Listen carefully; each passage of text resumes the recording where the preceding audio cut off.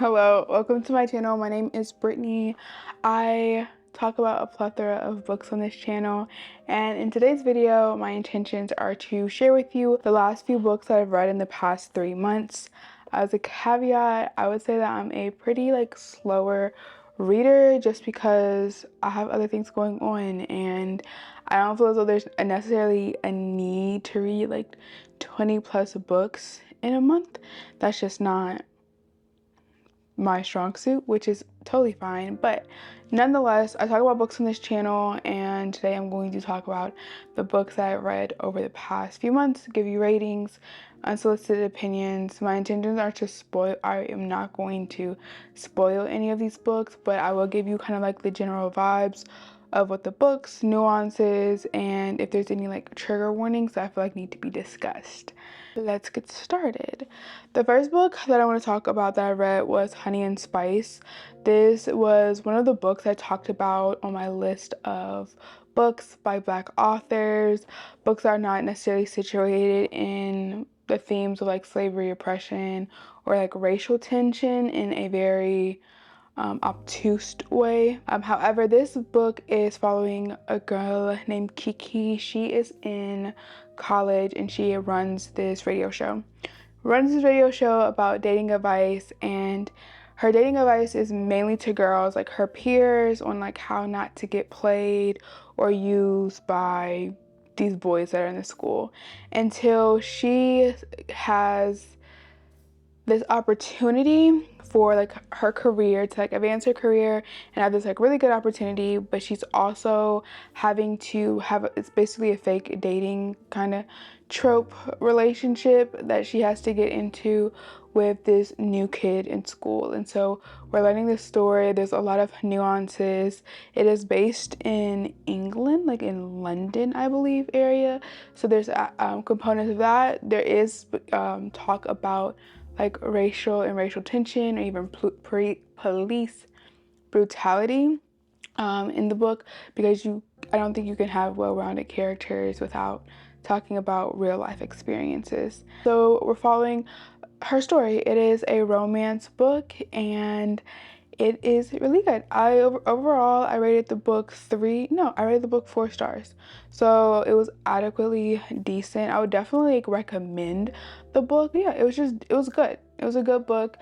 I wouldn't rate it 5 stars just because I wouldn't necessarily read it again, but I thoroughly enjoyed it. The next book that I read is Our Secret Moments. And Our Secret Moments, overall, I rated this book 3 stars. This is following, do I remember her name? Catherine and Connor. So Catherine and Connor have kind of grown up together. Connor is the brother of Catherine's best friend, and they are it's also another romance. They are put into a situation where they have to work together. They have to work together because she's a journalist. She's trying to be in journalism, and she is given this assignment to create a newspaper, I believe, for the football team. And Connor is the quarterback of the football team. We're having that, and we're having this story of this nuance and this kind of, they're trying to figure out if they can actually be public with the relationship, simply because they have known each other their whole entire lives, since childhood. And so them being in a relationship does have a little bit more complications, because it's not just them, it's also their friends are intertwined. Everything's intertwined. They're trying to figure it out. This book was adequately decent. I don't really have any complaints. No, I do have complaints, actually. I do have complaints. My issue with this book is that for Catherine specifically, or even for Connor, mainly specifically because it started off with Catherine, we're learning about who she is as a person, right? So we know that she is very strict about school. She's very diligent, to a point where she kind of goes into a tizzy. She is trying to be the best writer that she can be, and she's really gun-ho focused on school. And then when we start kind of unraveling this love connection that she has with Connor, we stop discussing or even addressing who she is as an individual student or an individual person with dreams, goals, or ambitions. Like, we stop talking about that. Even if we're talking about it to the effect of she is more like chill and she's not like trying to overdo it in terms of her studies because she's focused on this new kind of like romance. Cool, fine, but we don't even like address it, and it feels though we start off with this book of you giving me so much information about who she is as a person, and then you just like we just drop it off, and then we're like learning about another story. And I didn't really like that necessarily because it didn't feel cohesive. Not that the romance isn't great, obviously amazing, lovely, but I just wanted a little bit more. I wanted a little bit more depth. I wanted a little bit more of, we're going back and forth and we're supposed to learn about these people like as individual. Or even Connor, for example, like Connor has this idea, like his goal and dreams and ambition is to play like professionally in the NFL, football, all these things, but it's just like we don't see any of their individualistic growth. So there's no like individual growth. So when they do come together or like they hang out or they spend time together, it is really kind of like this happenstance, sly moment type of encounter. And I just feel as though the time that they spend together would feel more impactful and more meaningful if they were more developed a little bit more as like individuals. Do we even talk about this book or do we just skip it? The next book that I'm going to briefly, and I mean so briefly, mention that I listened to on audiobook because I don't know if I'm allowed to explain in grave detail on YouTube why this book was so bad, but that is Deep In by Ali Hazelwood. I read this book via audiobook, and I can tell you that if I was actually physically reading this book, it wouldn't have happened. It is one of those things where you're watching a train wreck, but you can't stop looking. You can't stop looking. This is about this girl named Scarlett, and she is getting in this, what she deems as this BDSM relationship with her dive captain's ex-boyfriend. Because she's a diver. She's trying to be an Olympic diver. She gets into this relationship that is so incredibly, I guess like the best way, I'm going to give you an analogy instead of explaining what the book is about. I'm going to explain to you how the book made me feel.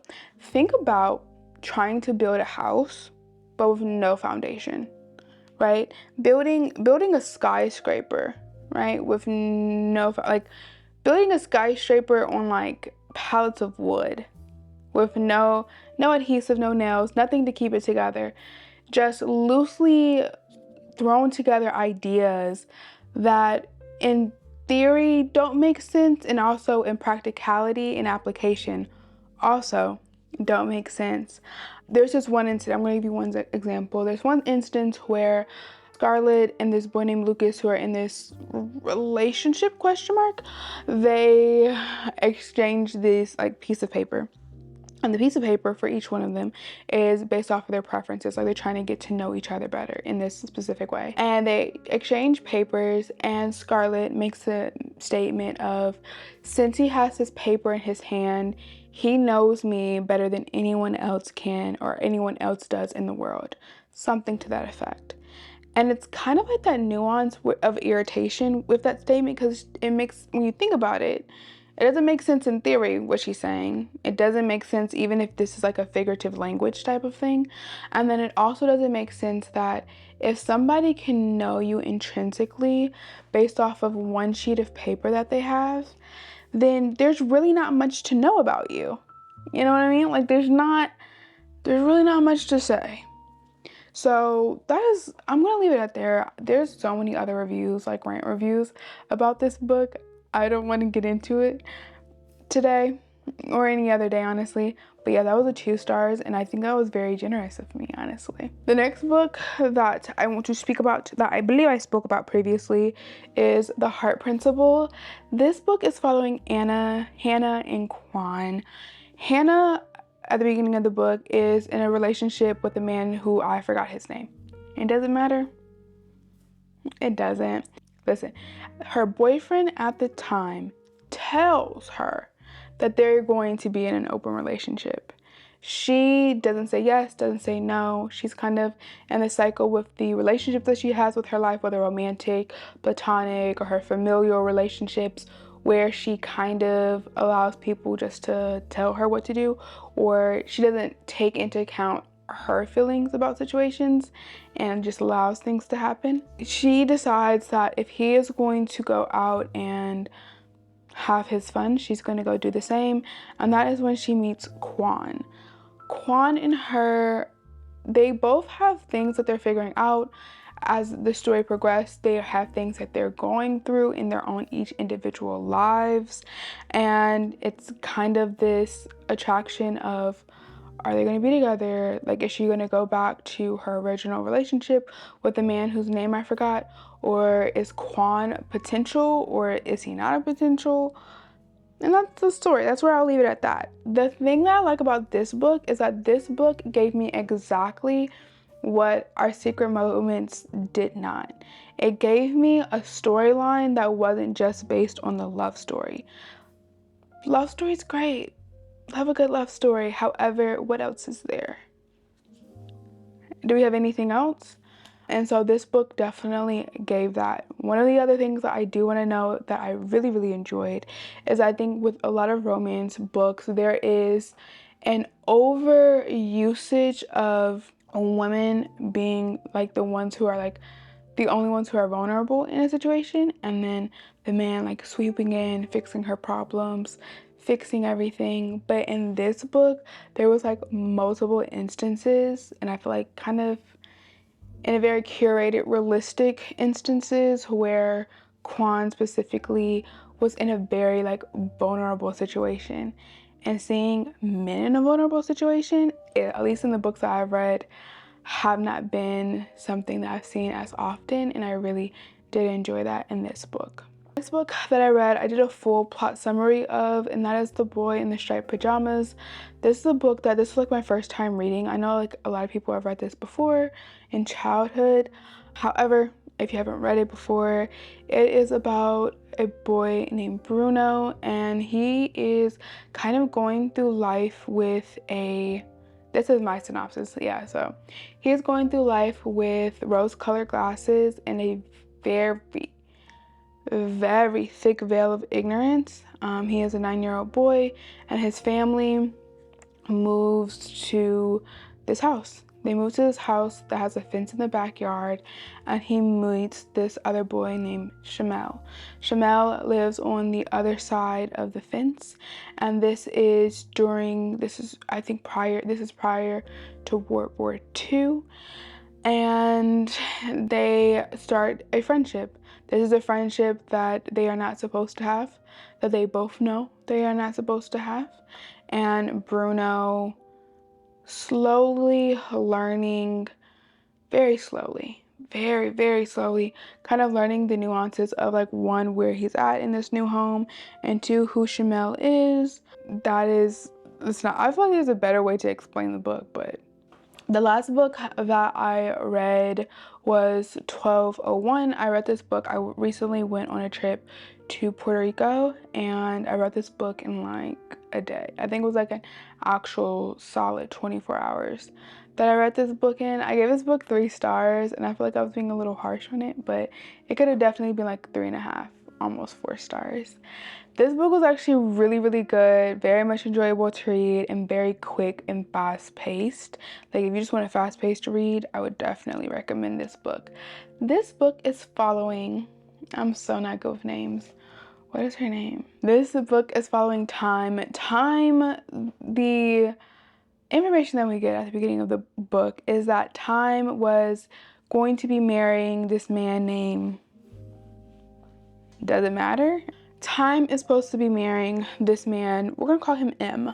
I want to call him Malcolm. I don't think that's his name, but I think it starts with M. She's supposed to be marrying this man, and the day before she is scheduled to marry him, she finds out that he is having an affair with a woman who he told her was his cousin. Not actually his cousin, more like his play cousin, but regardless, they had an affair. Time doesn't get married. And Time right now is crashing out, literally. M and the play cousin, they go and they get married a couple of months later. After the first marriage gets messed up, they go and get married like closer to New Year's Eve. They go get married closer to New Year's Eve in Time's like ideal wedding, like her dream wedding. And Time gets pissed off.